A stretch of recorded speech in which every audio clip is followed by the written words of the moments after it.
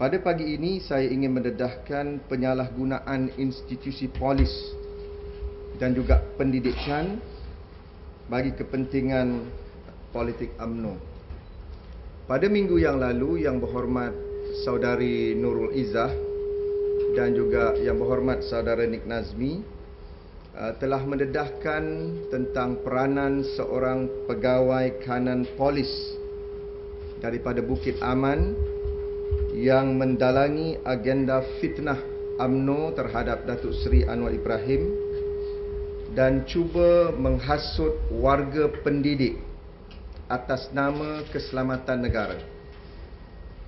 Pegawai yang ingin saya dedahkan pada pagi ini bernama Senior Assistant Commissioner SAC 1 Datuk Dr. Haji Abdul Rahman Ismail, Ketua Penolong Pengarah Penyelidikan dan Keurusetiaan Cawangan Khas Bukit Aman. Saya lampirkan gambar yang diambil daripada sebuah program yang dipengerusikan oleh SAC 1 Datuk Dr. Haji Abdul Rahman Ismail.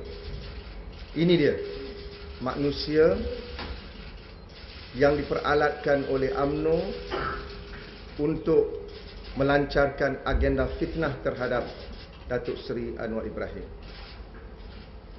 Baik, salinan atau cara program yang dimaksudkan dan dianjurkan bersama oleh Pejabat Pelajaran Daerah Bacok, Kelantan dan dirasmikan oleh Yang Berhormat Datuk Dr. Awang Adik Husin, Timbalan Menteri Keuangan Malaysia, atas nama Seminar Isu-Isu Keselamatan Negara Masa Kini.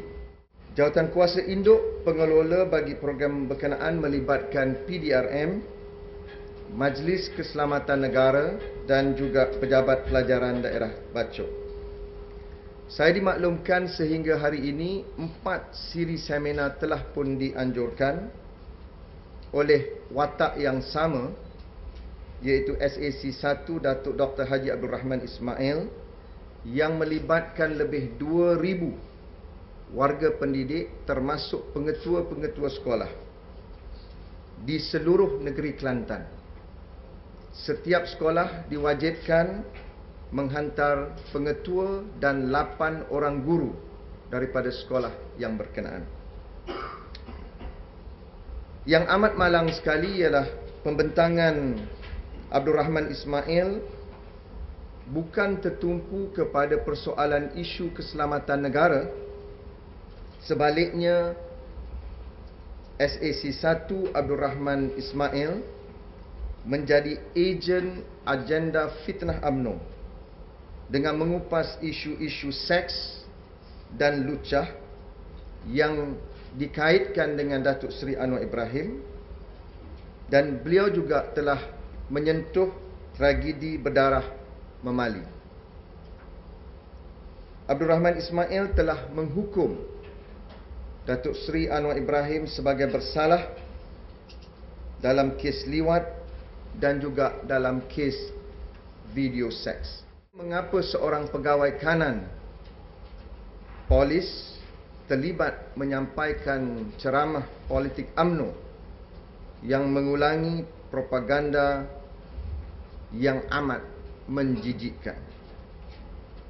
Kedua, bagaimanakah pihak polis dapat menjalankan siasatan secara adil dan profesional dan telus sekiranya pegawai-pegawai tertinggi PDRM terlibat dalam agenda fitnah yang amat menjijikkan ini? Mengapakah institusi polis disalahgunakan untuk tujuan politik UMNO dan bukannya untuk memerangi persoalan jenayah yang menghantui rakyat Malaysia pada hari ini? Ketiga, mengapakah pengetua dan guru-guru sekolah dari seluruh negeri Kelantan diheret untuk mewajibkan mereka hadir dalam seminar ini yang tidak membicarakan ataupun mengupas persoalan mengangkat martabat pendidikan negara Sebaliknya, guru-guru diheret untuk mendengar fitnah UMNO melalui pegawai tertinggi PDRM. Adakah langkah terdesak Barisan Nasional ini berpunca daripada ketakutan Barisan Nasional mengenai pengaruh dan gelombang buku jingga yang menawarkan program-program yang cukup dekat dengan hati rakyat, termasuk warga pendidik, dengan tawaran allowance khas bagi mereka yang telah membantu pembangunan dalam negara kita. Justru itu, pada pagi ini saya menuntut Ketua Polis Negara Tan Sri Ismail Omar untuk menjawab persoalan-persoalan ini dengan jujur agar kita dapat menghentikan penyalahgunaan jentera kerajaan, khususnya polis dan pejabat pendidikan untuk tujuan agenda politik UMNO. Seterusnya, apakah jaminan Ketua Polis Negara dan Timbalan Ketua Polis Negara yang baru dilantik, Datuk Khalid Abu Bakar, untuk memastikan institusi polis menjadi institusi yang cukup berwibawa bagi memelihara keselamatan negara ini dan rakyat Malaysia keseluruhannya.